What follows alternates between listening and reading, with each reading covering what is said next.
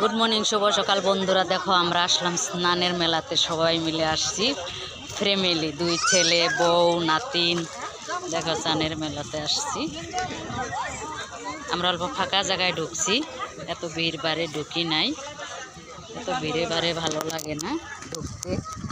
তো এই যে এখন আমিও স্নান করব, চলেন। আমি একটু মোবাইলটা